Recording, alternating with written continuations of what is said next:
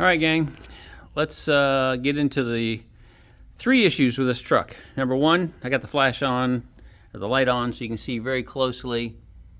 We got some dry rot in the tires. All 5 of them have that.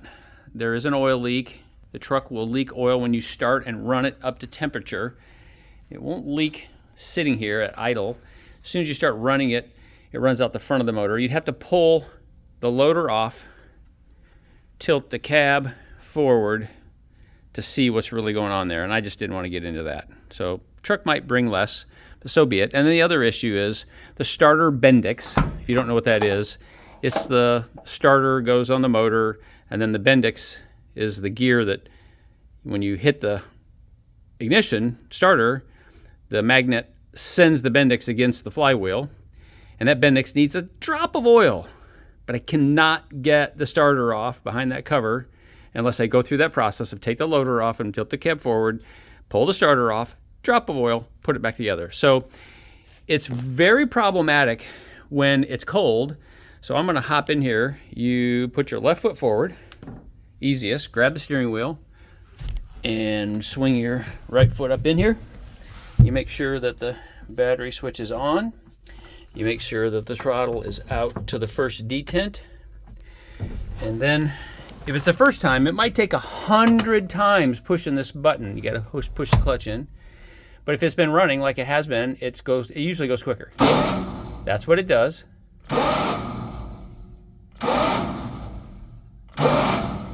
Yeah. Let's see.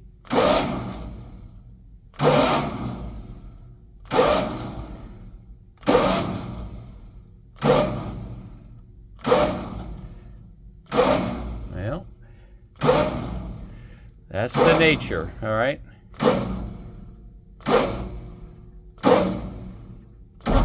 Oh, I had it. There. So, as you run it, it doesn't take that many more times. Did discover, so something funny about that. Unlock.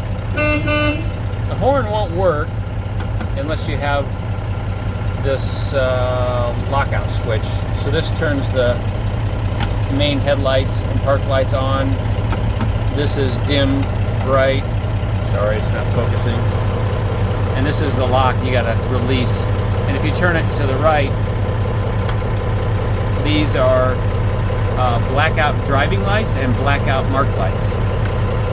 And I got a little work to do on some of the lights. I'm just going to shut this off. Shut the key off. Shut the battery off. There we go. I got one headlight out. I got a couple work lights out. We'll take care of those. I'll get the lights squared away. The wiring's all good and fuses are there. And that's the truck. So not perfect, but we like it because it's got a Florida title. Yes, a Florida title. So you can put a plate on it. It is solid OD green Cark paint.